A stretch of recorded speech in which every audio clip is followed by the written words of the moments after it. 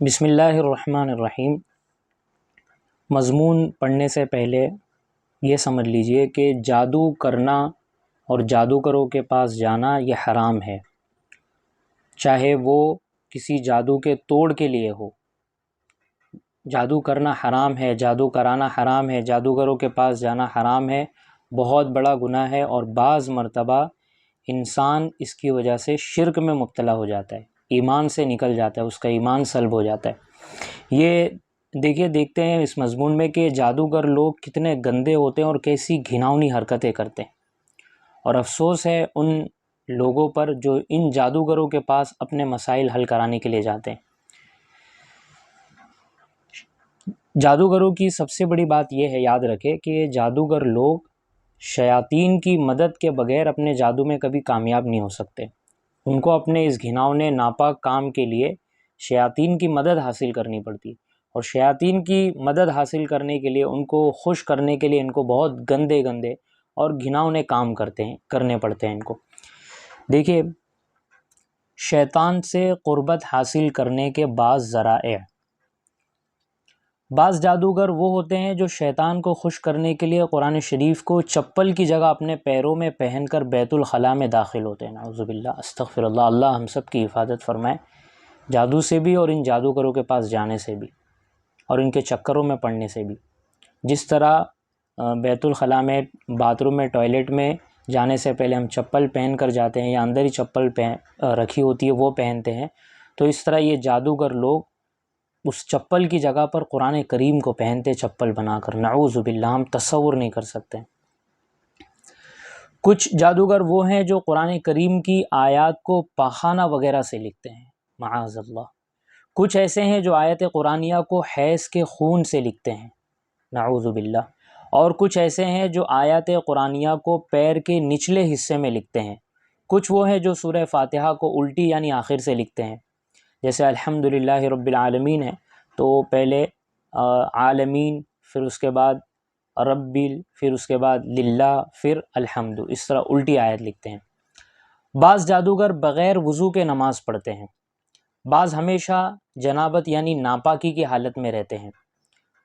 ہم بستری کرنے کے بعد، صحبت کرنے کے بعد یا نیند میں احتلام ہونے کے بعد جو ناپاکی ہوتی ہے، بڑی ناپاکی ہوتی ہے، اس کے بعد غسل کرنا فرض ہو جاتا ہے، تو بعض جادوگر ہمیشہ اس بڑی ناپاکی کی حالت میں رہتے ہیں۔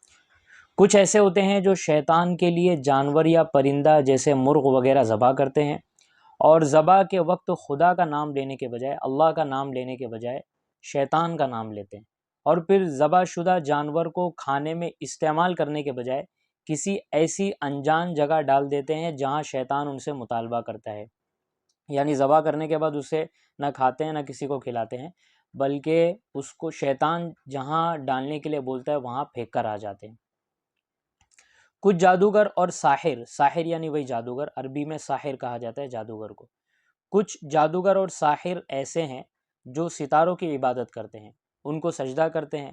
کچھ ایسے ہیں جو اپنی ماں یا اپنی بیٹی سے ہم بستری کرتے ہیں، اپنی ماں یا اپنی بیٹی سے زنا کرتے ہیں، سیکس کرتے ہیں، معاذ اللہ، نعوذ باللہ، اللہ ہم سب کی حفاظت فرمائے ان جادوگروں سے۔ ان باتوں سے پتہ چلتا ہے کہ خبیث جنات ساحروں کی خدمت یا مدد بغیر عوض یا بدلے کے نہیں کرتے، یعنی یہ جنات اور شیاطین فری میں جادوگروں کی مدد نہیں کرتے، بدلے میں ان کا ایمان اور ان کی توحید، ان کا ضمیر سب کچھ خرید لیتے ہیں۔ بلکہ ساحر یعنی جادوگر کا کفر اور کفری عمل جتنا زیادہ شدید ہوگا، شیطان اس کا اتنا ہی زیادہ فرما بردار ہوگا اور اس کے مطالبات کو جلدی پورا کرے گا، اور شرکیہ و کفریہ امور کی انجام دہی میں ساحر یعنی جادوگر جتنا کوتاہی کرے گا، شیطان بھی اس کی خدمت میں کمی کر دے گا۔ معلوم ہوا کہ ساحر یعنی جادوگر اور شیطان دو ایسے دوست ہیں جو خدا کی نافرمانی اور معصیت پر اکٹھا ہوتے ہیں، اور کفر کی ظلمت ساحر کے چہرے پر ٹپکتی ہے۔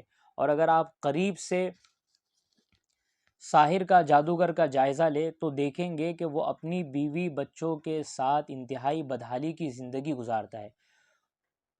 نہ تو وہ سکون کی نیند سو سکتا ہے اور نہ اسے حقیقی وہ سچی خوشی نصیب ہوتی ہے، بلکہ وہ سوتے میں بھی بار بار گھبرا کر اٹھ بیٹھتا ہے، اور شیطان کبھی تو خود اس کے بیوی بچوں کو بھی ستاتا ہے اور ان کے درمیان آپس میں اختلاف اور انتشار پیدا کر دیتا ہے، ان کے گھر میں آپس میں پھوٹ ڈال دیتا ہے۔